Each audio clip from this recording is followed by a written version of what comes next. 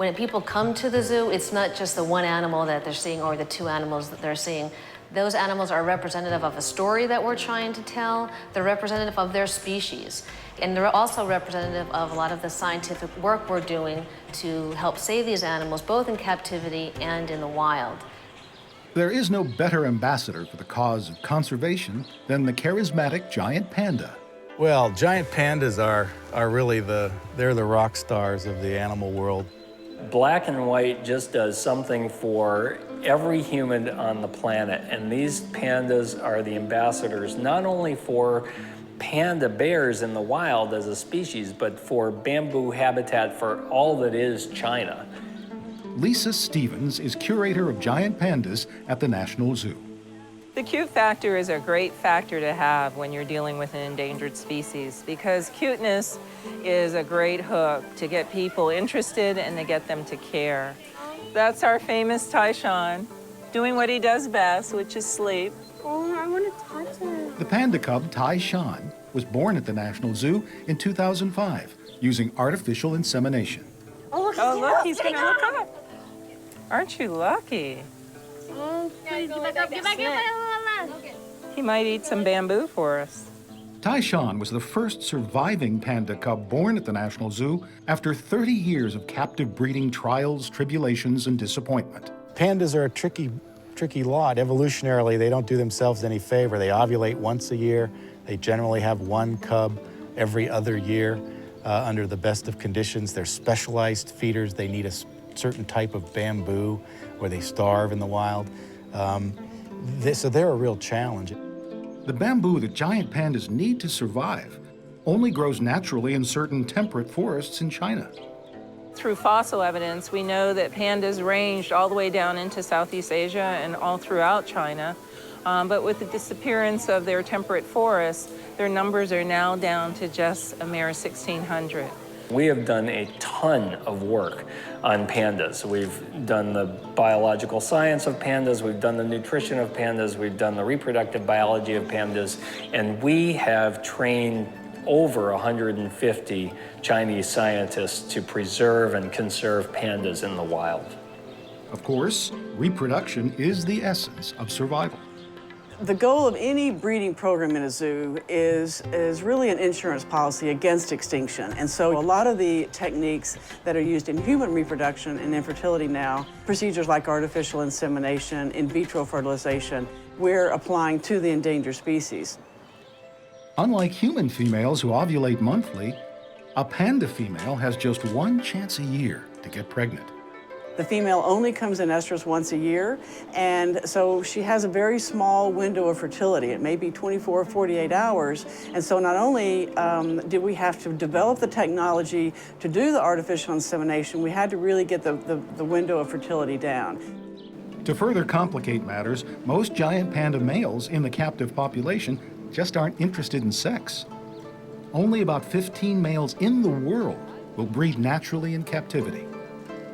They may be the best genetic match, but they may not necessarily want to breed on their own. And so if the natural breeder male does not breed, then we're ready for artificial insemination with semen from another male.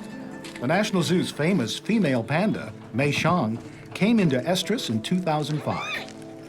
Mei Xiang is an excellent animal to work with. She's one of the high-profile animals, not for the zoo only, but for the whole DC area.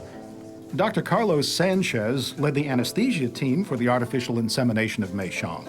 We zoo vets and wildlife vets our job is based on anesthesia. We're trying to do conservations. We cannot afford to lose an animal under anesthesia. You know, it's the other part that not a lot of people see, because they just see the end result, the cute baby panda, but a lot of people get involved for that kind of procedure. Dr. Jo Gail Howard performed the artificial insemination. We used a laparoscope, which is an instrument that's used in human medicine a lot, to visualize the reproductive tract of the female, go through the cervix so that the sperm could be deposited in the uterus. The video on the monitor is actually giant panda sperm. Part was used for the insemination. The rest was frozen or cryopreserved. It goes into the Genome Resource Bank here at the National Zoo, which is a repository of sperm, embryos, even eggs now. So this semen could be shipped internationally. It could be shipped nationally, say to other facilities that have giant pandas like Zoo Atlanta or Memphis Zoo. So it's just another tool we have for the genetic management program of endangered species. I have to say that the birth of Taishan is one of the greatest moments of my career. It was the ultimate reward. It was the ultimate reward for all the hard work that so many people put toward saving this species. Taishan and his parents live along the Asia Trail at the National Zoo, where the giant panda exhibit is designed to mimic wild panda habitat in China. It's very rocky, it's hilly. The tree species that you see here are comparable to the species that would occur in panda habitat.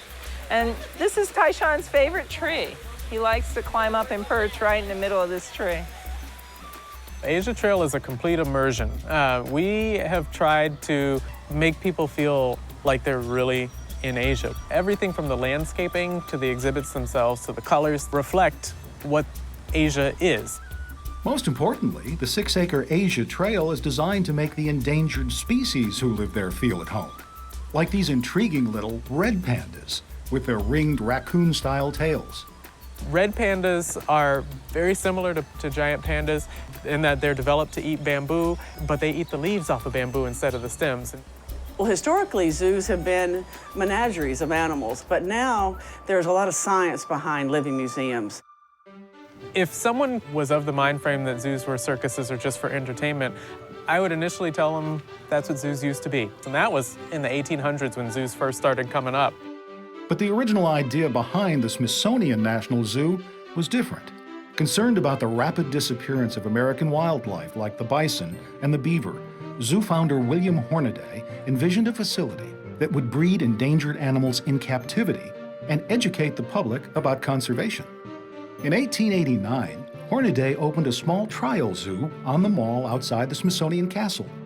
3 years later, the Smithsonian National Zoological Park, designed by America's premier landscape architect, Frederick Law Olmsted, opened in D.C.'s Rock Creek Valley. And you can see remnants of zoos of old, especially in a zoo, the age of this zoo. That's one of the things I love about working at this zoo, is you can see the history, of this place.